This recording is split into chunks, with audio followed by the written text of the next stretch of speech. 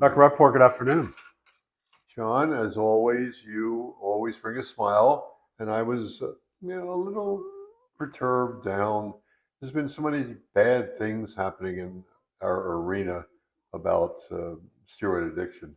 Well, I hope you're not looking for me to pick you up. Oh, you always do. You No. always pick me No. up. I'm becoming a defeatist. I see all these multi-level marketing, magic cures for eczema, where these people clearly have a much significant, deeper problem, and they put this magic potion on, and it's just beautiful. They're beautiful, and there's no oversight whatsoever. Well, coupled with what you're saying, if I just pull out 5 of the 20,000 letters that I've received in the last 40 years, just 5 telling me how miserable they are, how they're suicidal, how they can't live, they haven't had a good day in their life, please help me, please, please, please. He would say, how can any company say that my drug will help you and it doesn't? How can any doctor say, let's try this medicine? Oh, it only costs $48,000, but we'll get your insurance company to pay for it. Coupled with that, if I may start with, and I didn't want to be negative, I'd like to be positive, because we have cured all the steroid addicted people, and all of those who look like they have bad eczema are steroid addicted, period. And not the big gun drugs are not needed all the time. 75% are helped by support and appropriate therapy, and they're cured, period. There was a blurb that came across my desk from one of our favorite patients who was told she had lymphoma and she has nothing wrong with her. She was steroid addicted, and she's quite helpful.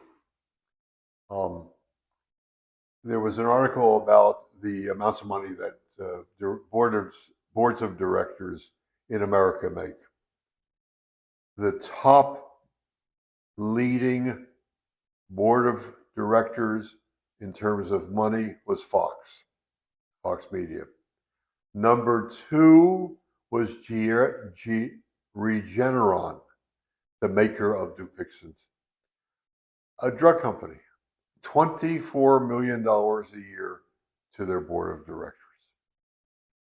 I have seen via email, via in the office, via in person, via letters, over 1,000 failures on that drug. I continue to hear how it doesn't work. And the board of directors made $24 million last year. That's a scandal. That's a scam.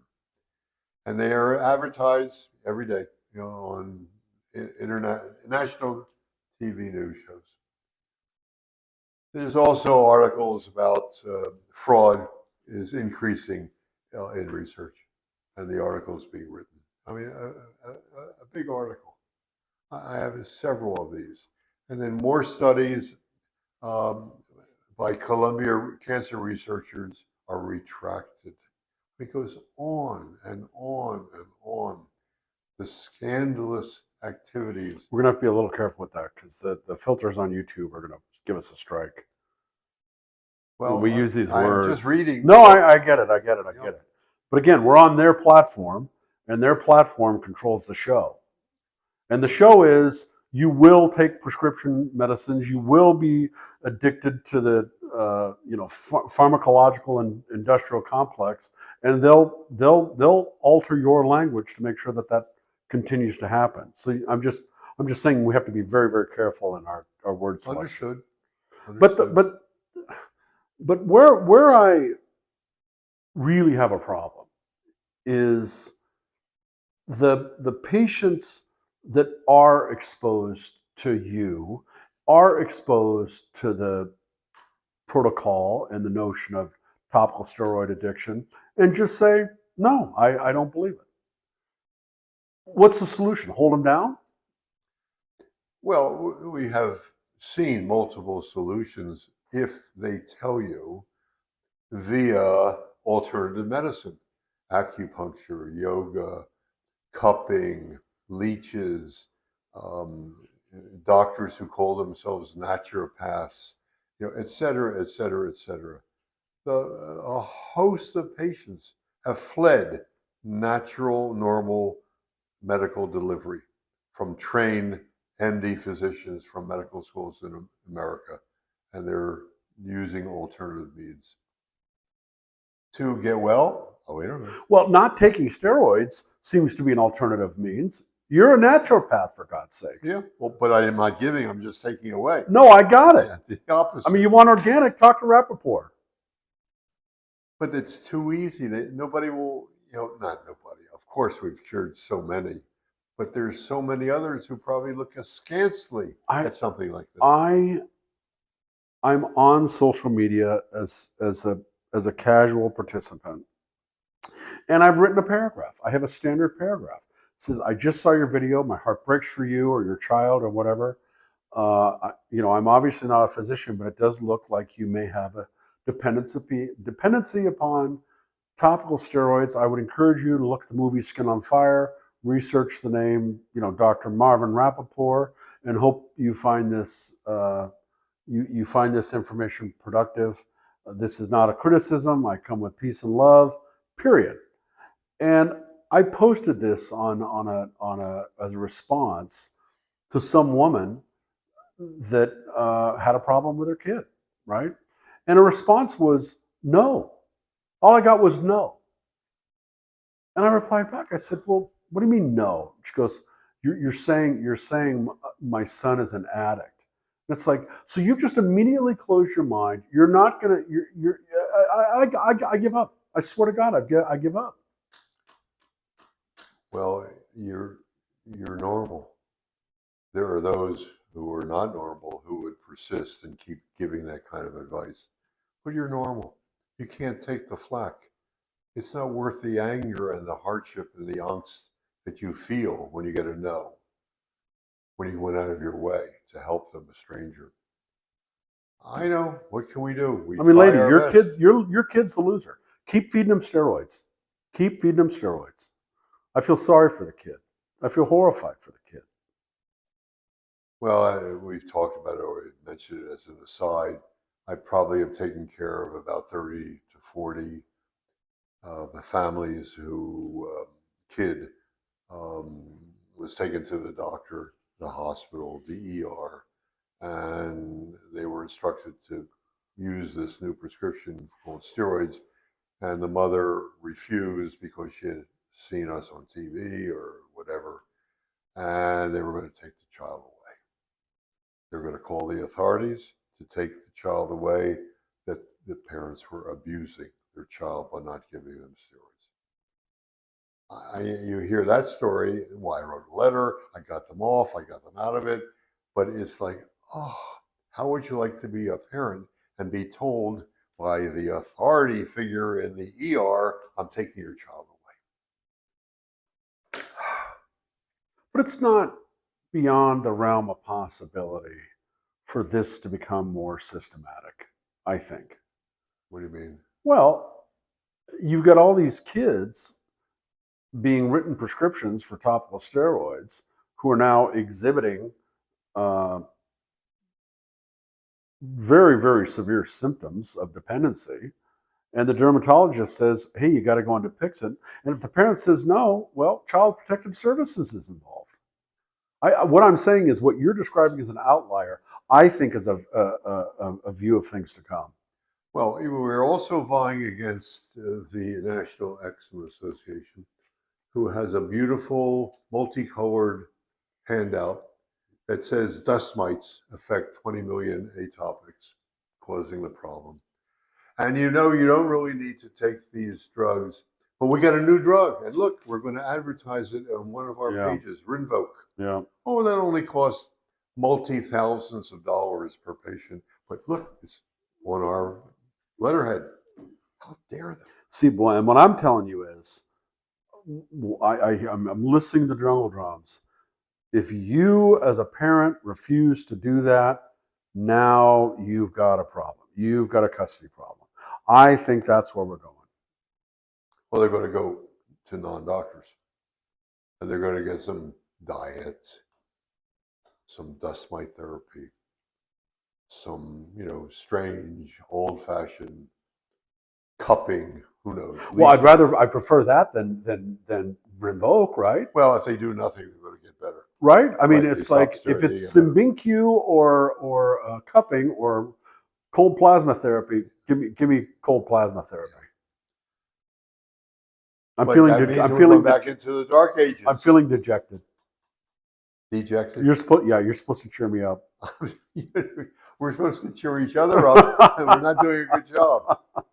But we have cured a lot of people. Absolutely. And the people that we're talking to, I mean, thank you, by the way. They're part of the solution, really. And our members or our audience participants and subscribers have to be foot soldiers, continuing to hammer this notion that the pharmaceutical companies are not your friends. They see you as a customer. Oh, it's money. It's money. And the outrageous sum being charged is outrageous. There's no answer for that. Don't tell me you did research in the billions. Don't tell me that. No, I don't want to hear that.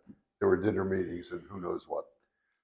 I put up all of my life's work on my Facebook. I got some nice comments from the patients. I just put it up. Couldn't get it published. I also put it up on an RX Derm Society. That's RX Dermatology. I'm not sure how many dermatologists around the world are on there. Probably near 1,000, if not more. I put it up there last week also. I got 3 comments that they're going to read it. Nothing else. Nobody told me that they read it. It's all the information about steroid addiction. It's all the problems of that it's not bad eczema. It's all the way of handling and curing these patients. And all of the bad things that have been done by them in terms of continually prescribing stronger and stronger steroids, oral steroids, and it keeps the process going, and the people are addicted, and the cure is cessation. And I offered help of everything I've done to cure the patients. I'm not sure it'll be read. Well, the paper won't be read. I don't disagree, and I guess where I'm going, you were telling me an anecdote before we started taping about a malpractice potential lawsuit for procedure. Nothing to do with you. You were just explaining it anecdotally. And I guess my question is, if I'm just Joe regular patient, and by virtue of interactions with my dermatologist, become dependent upon steroids. I have to go in every 8 months on an emergency basis, get a shot of Kenalog. I'm using, clobetasol. I've got all these things, and I'm by all definitions addicted. And if that dermatologist reads your paper and starts doing research and slaps his forehead and says, "Oh my God, what have I done?" And he tells that patient, "You know what? We're gonna change directions." And this patient goes from being somewhat abnormal but having a serviceable life to the throes of topical steroid withdrawal. I think their natural reaction is going to be, "What'd this guy do to me? I'm going to sue him." I think acknowledgement of topical steroid addictions by the doctors sets them up for lawsuits because they got their patients addicted. Well, one saving grace is that patients have seen multiple doctors. Well, no, that's fine. So but you've got firsthand experience with defensive medicine to the extreme. Okay, but my last doctor, he's a good guy, but the other ones caused the problem. Right. And it mounted. I mean, think about that, though. All of a sudden, you see this guy. Of course. Well, worse, if they really do stop the steroids, they blow sky high. Right. And the response from the patient is, "How'd you let me get? How did you get me here? How'd you get me there? This is not good, Dr. McGillicuddy. I'm going to sue your ass." I think we've got to. I honest to God think we've got a catch 22 situation going. We got a tiger by the tail. We'd have a tiger by the tail. That's exactly right. To acknowledge what they've done sets them up for lawsuits. So these patients will never be cured. Nope.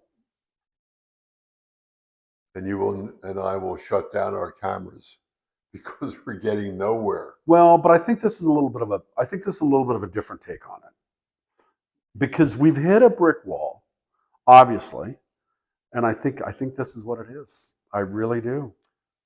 So how do we approach it? We just have to keep pounding this message home and having our viewers repeat it, that their doctor with the white coat is not going to be the golden road to perfect skin. You want to tell the public that we are looking into other arenas? Well, you're gonna have a very aggressive public awareness campaign. Yes. We're talking about a foundation. We're not asking anybody for money, but just a vessel that we can continue this advocacy on a nonprofit basis. We're not selling anything. We're not looking for solicitations. We just need a vehicle to continue this communication campaign. Yeah, well, you and I are excited about that. Yeah, absolutely. And we think we have found the right person to. And we're spending money. We're writing checks. Yeah. All right, so one less milkshake. Well, it's a formidable opposition, because you've got the pharmacy companies, the pharmacological companies on one side. You've got doctors who are not going to admit that they could have possibly gotten a patient dependent upon a drug. Well, and each time we turn a corner, there's another brick wall that we have to surmount. And this last thing from the NEA with an advertisement for Rinvoq right on their, letterhead here. That's the kind of thing that's going to go on, and each of the companies with their new drug, and there are 9 of them, are going to push for a place in the sun. They spend a lot of money, and they're going to push and say that you're right, no steroids, but no, they aren't saying no steroids. They aren't saying no steroids. What they're saying is the only way this drug works is if you stay on steroids. You're right, because otherwise they flare and they blow. And the Dupixent people found that out, and we keep repeating it, but nobody wants to realize it's true. Their docs are being told that patients need to be on Dupixent the rest of their life, or at least it's going to take a year or 2 for it to show a semblance of betterment. That's ridiculous. If Dupixent said you've got to be off of steroids, and our drug is going to help you through the flares and this withdrawal period, that's a different conversation. That's a totally different conversation. But that's not the conversation that they're having. They're not having, because it doesn't work that way. Well, it doesn't work the way they're saying it works. Problems, eye problems, flaring, et cetera, because the doctors don't understand this is not bad eczema, it's steroid addiction. Well, the good news is, if you have nasal polyps, asthma, and finger quote chronic eczema, Dupixent's a magic bullet. That solves all 3. Well, let's see what else they're going to advertise. Hopefully they can treat erectile dysfunction next. And they're going to go after dust mites next. Those little tiny creatures. How dare them? Poor dust mite. All right, we're going to keep up our fight. John, you're the only one who is logical, sane, and reasonable in going after the throat of the enemy. For the love of God. And they become enemies. They're not listening to reason. And that's not good. And thousands upon thousands of patients are totally miserable. Well, and I think we have a eczema dependency factory by virtue of the dermatologists that just continue to up and up and up the strength of these dosages. Yeah. It's very upsetting. All right, well, maybe with the next tape, and hopefully we'll do one shortly, we'll have good news. We'll have something very positive, and maybe this theme that we are entering into with help from the outside to go more public will be very positive. Well, you made a comment one time that once your patients are cured, they just disappear into the ether. They disappear. They're fine. It's forgotten about. No, I got it, because it's a distant memory. It's like that horrible car crash where you've got to get it out of your system. These people who are cured aren't out publicly. They've gone back to a life of normalcy, and they're just not out there. And it's unfortunate. Well, if they're tweaked. So I do get answers 10 years later on my Facebook. Something comes up that they or they keep reading my Facebook, but they're few in number. Who knows who they are? But okay, somehow they'll be interviewed. Somehow they'll comment. And if they don't, we just have to keep it up front and with our administration of fact via new tapes, new ideas, new people, new media. And finally, we're going to win. We are going to win. You are strong and tough, and you've been very, very, very positive, and you keep me going because I get down. Well, then you're in deep trouble. Say again. If you're relying upon me to keep you going, you're in deep trouble. No way. You're very positive. I have to tell you, and I don't like talking about myself, but I have observed the most odd phenomenon, and that is at a point in time for me, I will say, God, I'm cured. I'm 100%. I've never felt this good in my life. And then 4 months later, I feel better. So this way station where I say I'm done, I'm perfect. Looking in the, I see you smiling. You like hearing that. Looking in the rearview mirror, it's like, no, you don't know what the definition of better is. You don't know what the definition of perfect skin is. I'm still learning. I'm shocked. Like I can say today, I can sit here with all honesty and say today, I feel super. And in 6 months, I'm going to look back and say, my God, I'm better. I'm better than I was 6 months ago. But I'm sitting across from you and have for 5-6 years watching you scratch. Yeah. All the nothing. time. Nothing. You are perfectly normal. And you look lovely. And in 6 months, I'm going to be better. That's the damnedest thing. Well, psychologically, you're going to be markedly improved. Yeah, because you're going to be taking on the forces of evil around the world. You're just taking on the force of evil in America. You're going to expand. Well, you're like good. Superman. I'm feeling good. We're ending on a positive note. I'm only on the 3rd floor, so if I jumped off, it probably would I'd just break something. I'd just break something. All right. Well, John, we try to be entertaining. So much. Please like, share. Knock them dead. Please like, share, and subscribe to people you want to terrorize with this ongoing. What are we doing? A crusade? Are we a crusade? Crusade's good. Yeah. Okay. Are we on a jihad? Is it a jihad or a crusade? What are we doing? Oh no jihad. Okay. No, we don't want to have more trouble. Okay. All right. Until next time.